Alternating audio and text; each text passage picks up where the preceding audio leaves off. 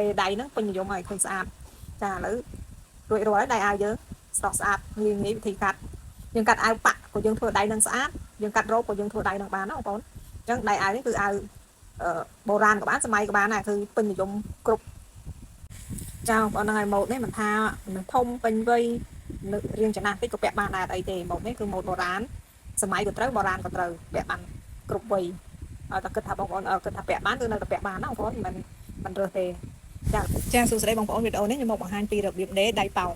ឡូវមុនជាដំបូងយើងបត់ធ្នេទូចសិនមកតើយើងបត់ធ្នេទូចហើយយើងគូទំហំចូលចុងដៃយើងបងរួញយើងធ្វើចូលចុងដៃទូចមកហើយយើងដេរធ្នេរង្វើហ្នឹងពីជួរណាបងប្អូន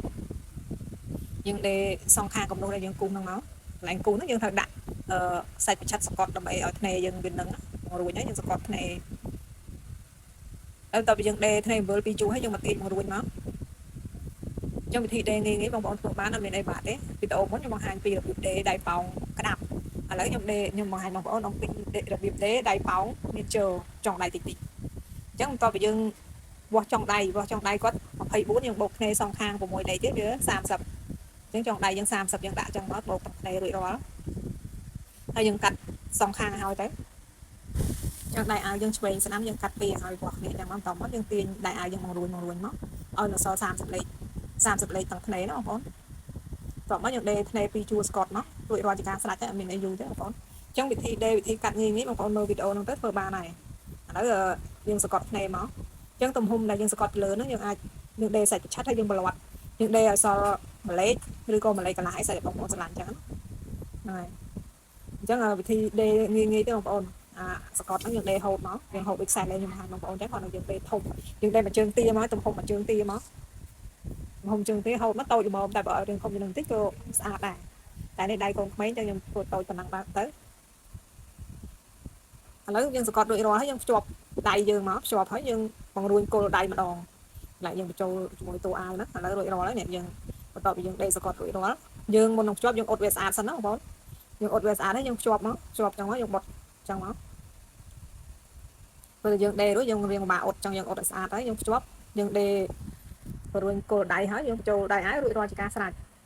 trong thi ngườiបងប្អូនមើលឲ្យធ្វើបានមានអីពិបាកទេបងប្អូនអញ្ចឹងសម្រាប់អាវនេះយើងដាក់រ៉ូបក៏បានយើងដាក់លើអាវក៏បាន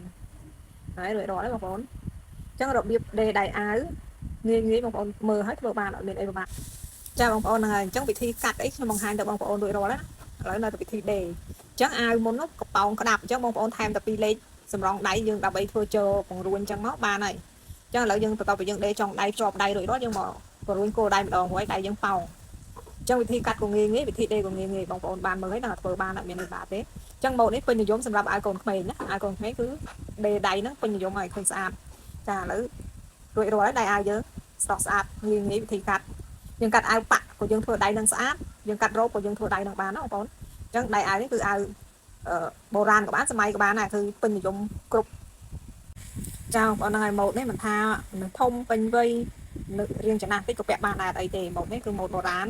សម័យក៏ត្រូវបុរាណក៏ត្រូវពាក់បានគ្រប់វ័យ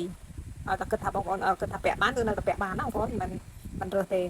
ចាឥឡូវវីដេអូខ្ញុំមានប៉ុណ្ណឹងទេអរគុណបងប្អូនដែលបានតាមដានទស្សនាវីដេអូពីដើមដល់ចប់អរគុណជម្រាបលាជួបគ្នាវីដេអូក្រោយ